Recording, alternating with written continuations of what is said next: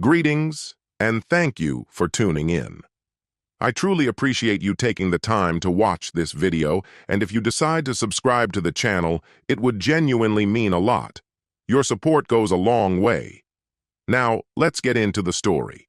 I'm Patrick, and what transpired between my wife and me came as a shock to everyone, including her. When her friends persuaded her to leave me for a week under the pretense of teaching me a lesson, my reaction caught them all off guard. I had long observed the negative influence these women had over her thoughts, and I had warned her repeatedly that their advice was only causing harm to our relationship. But she didn't take those warnings seriously, so when she finally acted on their suggestion and left, expecting me to crumble or beg her to come back, I chose a different path, one she didn't see coming.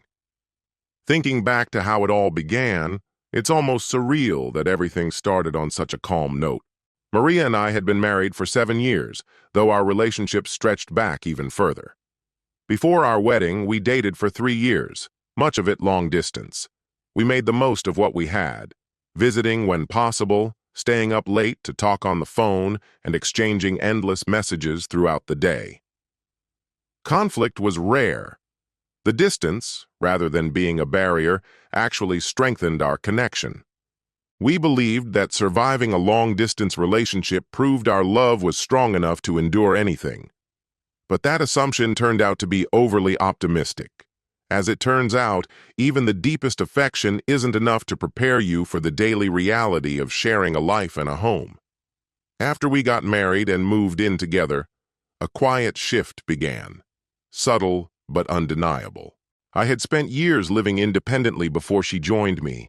I had routines, preferences, a rhythm of life that was all my own. Suddenly, every decision had to account for someone else's presence.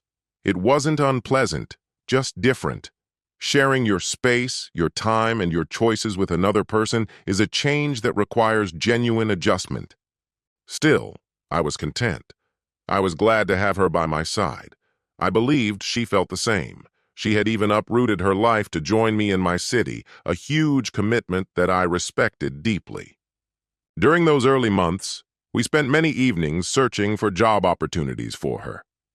I'd send her listings, she'd apply, and eventually she secured a customer service position at a nearby bank. She adapted quickly, and like anyone starting anew, began forming friendships with her colleagues. I was truly happy to see her building a life outside our relationship. At that stage, our marriage was rooted in encouragement and respect. We both agreed early on that there was no need to rush into parenthood. We wanted to focus on our ambitions and careers before taking that step. The plan was simple. Wait a few years, save money, get settled, and enjoy the time we had. And for a while, that plan was working. Maria thrived at work. Within a few short years, she was promoted to lead the customer care department at her branch. I was proud, and I made sure to show it, taking her out to celebrate with dinner at her favorite restaurant. We indulged in a full-course meal, enjoying each dish. Then, between the main and dessert, I brought up a thought that had been on my mind. I feel like we're in a really good place. Maybe we should start talking about having a baby, I suggested. She smiled faintly, then gently steered the conversation elsewhere. She wanted to keep the evening centered on her accomplishment. I didn't press the issue. It was her moment. But what I assumed was a one-time deflection turned out to be more than that. Every time I revisited the topic, she sidestepped it, always with the same response. This isn't the right time. At first, I attributed her reluctance to job pressure. But as time passed, her reactions shifted from casual avoidance to outright defensiveness. That's when I realized this wasn't about timing, it was intentional evasion. In retrospect, that was the first visible crack in what I had believed was a strong foundation. Then came a Tuesday that altered everything. I left work early and headed home without notifying her. When I walked through the front door, I couldn't have predicted what I'd encounter. Maria was in the living room with 2 women. One I vaguely remembered, the other a total stranger. They were lounging comfortably, drinks in hand, laughing without a care. I greeted them, and they returned the gesture. Not wanting to intrude, I quietly made my way to the bedroom. I hadn't intended to eavesdrop, but the walls were thin and their voices carried clearly. At first I tried to block it out, but then I couldn't. One of them bragged about cutting off her second husband, proclaiming that marriage was nothing but a trap. The other shared how she was involved with a married man and laughed about how powerless his wife was to stop it. She even claimed that fate had brought them together, like it was something noble. I sat there in disbelief. Were these really the people my wife was surrounding herself with? Their words weren't just bitter. They reveled in the destruction of relationships. It wasn't venting. It was poison wrapped in sarcasm. Hours later, when they finally left, I waited for the right moment and approached Maria calmly. I explained that I felt uneasy about what I'd overheard. I expressed concern that people who openly mock commitment and celebrate betrayal might not be offering the best kind of advice. Rather than hear me out, she turned defensive. She accused me of spying, of violating her boundaries, and said I had no right to criticize her friends. I was stunned. That discussion ended abruptly. She wouldn't consider my perspective at all. It was obvious. Her loyalty to those friends was deeper than I had imagined, and she couldn't or wouldn't see the harm. From that point on, everything shifted. Slowly but surely, she began to change. After every gathering with them, she returned home colder, more distant. It was as though she brought their bitterness back with her. At first, the change was subtle. She'd seem withdrawn, quieter than usual. But then came the outbursts. Out of nowhere, she began accusing me of being unmotivated, of not living up to what she believed a real man should be. These weren't things she had ever said before. It felt like someone else's voice was speaking through her, someone else's disappointment pasted onto me. It was as though she'd been presented with a checklist of grievances, and she was intent on marking off each one. I tried to stay grounded, to not let it affect me. But then one evening, she came home much later than usual. The second she stepped through the door, the smell overwhelmed me. Booze, sharp and unmistakable. That wasn't like her. She was never one to drink heavily, let alone midweek. I had a sinking suspicion about where she'd been, and more importantly, who she'd been with. Those same friends who treated recklessness like a lifestyle choice. I approached gently, asked if something was wrong, pointed out that this behavior didn't reflect who she was. Instead of engaging, she became defensive. She accused me of trying to limit her, said I feared her independence and wanted her to stay small so I could feel bigger. And then she dropped a line that cut deep, one I'll never forget. She said I was trying to trap her in motherhood, ruin her body with a child, while I remained unchanged. I was speechless. She turned and walked away, leaving me there, stunned and silent. From that moment, the atmosphere between us shifted. It turned cold and unrecognizable. We still shared the same address, but it no longer felt like we were living together. She'd head off to work without a word and return just as quietly, disappearing into the bedroom without even looking at me.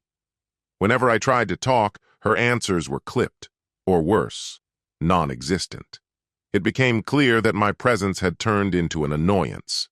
I gave her space, hoping she simply needed time to sort herself out. I kept convincing myself it was temporary, that she'd work through whatever was going on. But the silence dragged on.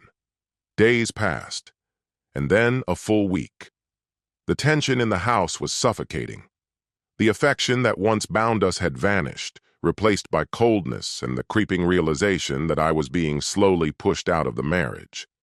Then, early one morning before sunrise, I found her in the hallway quietly packing a small suitcase. She hadn't said anything about going anywhere, no warning. I asked her where she was headed. She didn't respond right away, just continued folding clothes and placing them in the bag with deliberate calm. Eventually, she told me she was going to stay with a friend for a while. When I asked why, she said the relationship wasn't working and that we needed time apart to figure things out. I stood there trying to process what she was saying. Sure, we hadn't been speaking much, but I never imagined it would escalate to this. I tried to reason with her. I said all couples go through tough times, that we didn't need to separate in order to heal. I even brought up the idea of therapy, something we'd never seriously discussed before. I was willing to face the difficult conversations if it meant saving what we had. But she didn't change her mind. She just shook her head and repeated that we needed space. Just a week, she claimed. I had nothing left to say. I felt powerless. It's one thing to argue, to slam a door in anger. But when someone walks away like it's routine, bag packed, eyes dry, that's something else entirely. She left without looking back. When the door shut behind her, a dull ache settled in my chest. I couldn't act like things were fine.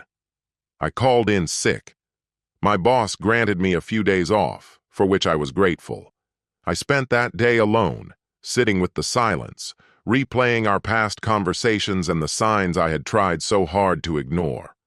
And the more I thought, the clearer it became. This wasn't just about needing space. It was a pattern. I still loved her, but I couldn't unsee what she was showing me. If walking away was so effortless, if she wouldn't fight for us when I was still willing to give everything, then there was nothing left worth saving. I hadn't wanted it to come to this.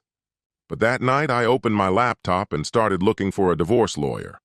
It wasn't a word I ever imagined applying to us. I believed we'd weather the storms, come out stronger, grow old side by side. But sometimes love isn't enough, especially when it's being chipped away by emotional neglect and unresolved conflict. I found an attorney with solid recommendations and booked a consultation. I barely slept that night. The meeting was blunt and sobering.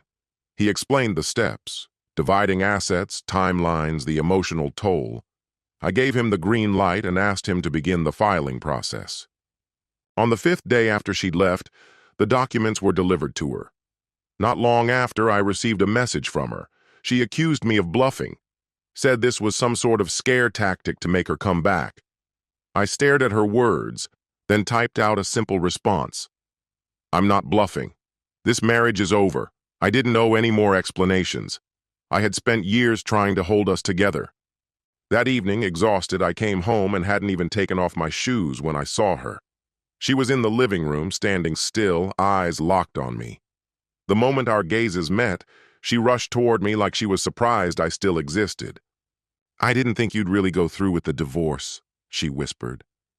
I didn't say a word. She begged me to reconsider, said we could fix it if I'd just give her time. But something inside me had gone quiet.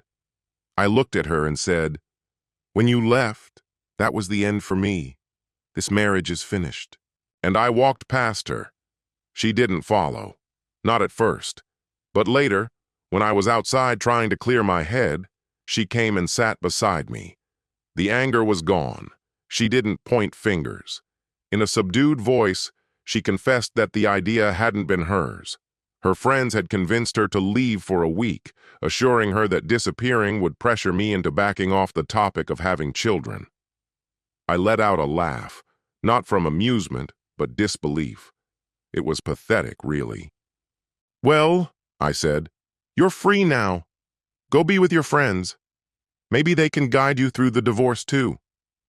She broke down, tried to take my hand, said she didn't want to end up like them, angry, divorced, alone, that this wasn't what she truly wanted.